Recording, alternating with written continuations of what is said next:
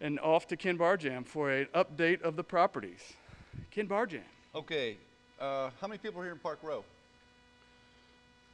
Okay, 92 occupied. They're trending 94. That means if everybody was going to move in, moved in. Everybody was going to move out, moved out. That's where they're going to end up at the end of the month.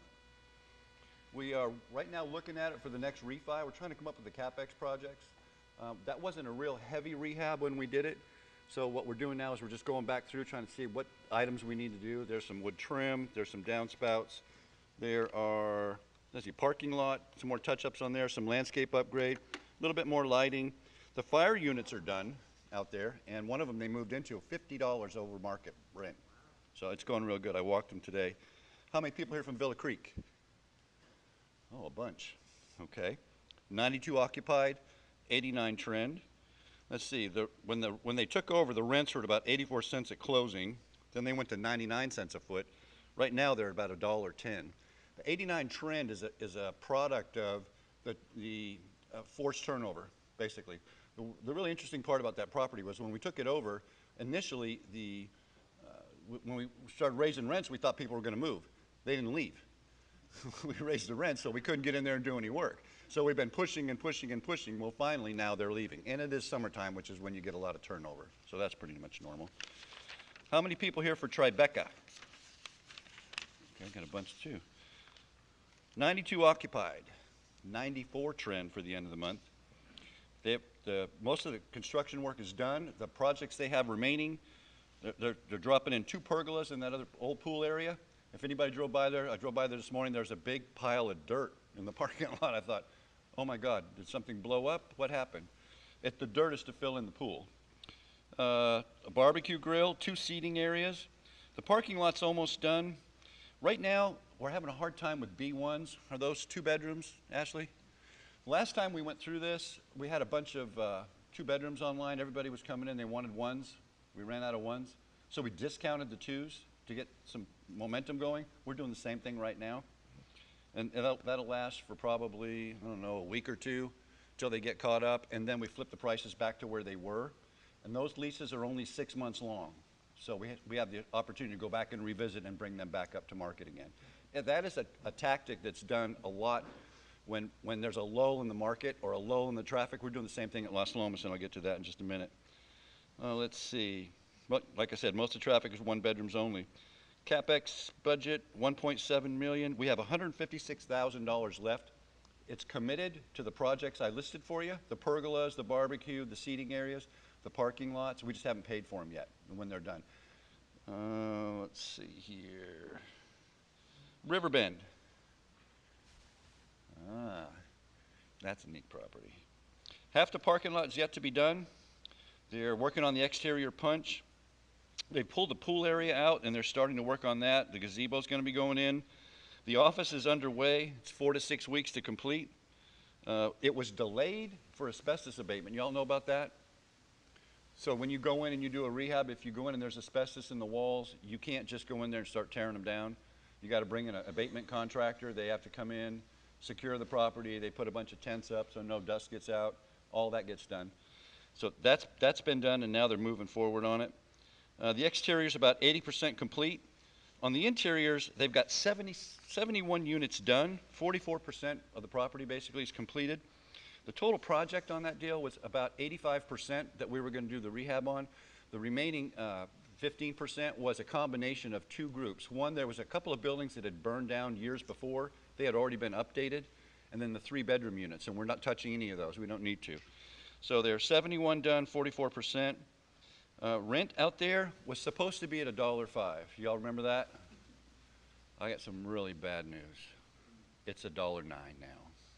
And they are leasing like crazy out there. Signage is ordered. They've got the office furniture ordered. Vicki is in her heyday because she loves doing the offices. Stealth monitoring, y'all familiar with that? Did we talk about that last time? It's a camera system with speakers. We can basically monitor the property. Its watch is at 6 or 8 hours, ladies. 8 hours a day during the peak traffic times. So whenever you're in an area where there either was crime or could be crime, we're dropping those in. They're also going in over at Las Lomas when we get to that. So basically what happens is if something goes on in the property, A, it's videotaped. B, there's somebody watching it, not somebody in our office, somebody in a monitoring station. Normally, you pay, it's about $35,000 to put the system in. We buy it, we own it, it stays with us. Beyond that, when something occurs, there's somebody there from about 6 p to 2 a, or what's your schedule? 10 p.m. to, okay, to 6 a.m. So there's somebody sitting there watching. If they see something, not only can they speak to them, but they can also immediately call the police. We don't have to react, and it's videotaped, okay? That's scheduled at Riverbend. It is going in at Los Lomas. It's already been installed at Los Lomas. I'm sorry, Tribeca. Los Lomas, 15 leases last week. Anybody Los Lomas here? Okay, 15 leases last week. We adjusted the two-bedroom units down a little bit to get the same bump going. I met with a manager out there today, and what she's going through is the same kind of thing that we had over at Tribeca. You have a demand for a unit type we don't have, and yet we have a whole bunch of these others. So there's maybe, if there's 22 apartments sitting there, rather than let them sit, here's the rationale. You come in and you discount them $50 or $100. So you get the momentum going, and you rent up 7 or 8 units. If they sit for 2 months, 20 units at $800 is what? 16,000? Oh my God, really that close? $16,000 times 2 is 32 grand. If I'm discounting $100 even on 16 units, I'm giving away $1,600 for 2 months is 3,200. It's 10%. I'd rather have the 32 grand. Does that make sense to everybody? Okay. Let's see. They are 81% occupied, trending 90. This transition began in October. I'm sorry, in January, and it runs through October. So what happens is we go in, we start the rehab, we try and force turnover to get people to move so that we can then raise the rent. In the case of Villa, they didn't all move, and so that got delayed. But in this case, they're moving, and so we've got to work all the way through. They will be done by October, and they'll get to their mid-90s target occupancy. Let's see. Sunset. I don't have any real capital projects out there. They're 96.7 occupied, 98.9 trend. They are as right side up as you can get. They are just screaming. It's a nice property. It runs like a clock. We had a chiller issue out there the other day. We're just cleaning the coils. You all familiar with chillers? That's the air conditioning system they have. It just has to be maintained. Azle, 98.8 occupied, trending 93. We've got some wind damage to some roofs over there, 8 units with leaks. We're looking at it. It's probably too small for a claim, so what we're going to do is we're just going to have somebody come out and do the repairs on it. The deductible out there is probably around $10,000 or more.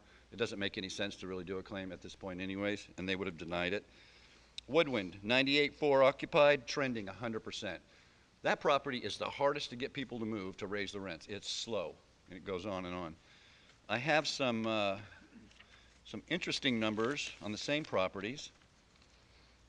One of the things that I look at on a regular basis is income, pro forma to actual. It tells me where are we in relationship to where we're supposed to be as far as the pro forma. At Hazelwood, for example, the pro forma income average per month for this year was $65,260. Last month in June, it was $65,659.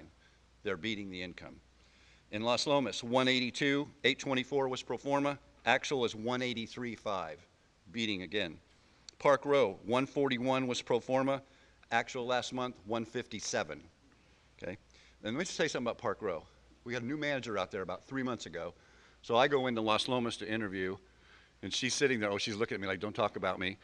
I go in there and I said, look, I am upside down. Darwin is going to chop my head off. You have to turn this property around. She said, how fast? I said, 30 days. She said, I can't do it in 30. I need 90. I was like, okay, are you sure? She's like, yeah. I said, okay. I went out there today. They're screaming. They are making some real progress. I mean, that place, it looks good. It looks better. You can definitely tell she's there. Occupancy's good. The numbers are good. Riverbend, 121 was pro forma. 111, 635 is their actual.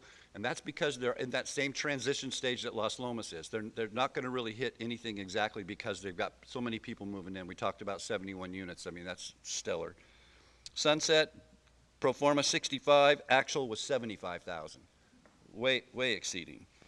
Let's see. Tribeca, 171, 323 was pro forma. Actual, 174, 628. These are June numbers because July's not finished yet. Villa Creek, 141 was pro forma. Actual, 157. Way outperforming. And then Woodwind, 58,000 was pro forma, actual is 64. Okay? Any questions? Not after those numbers, no. Perfect.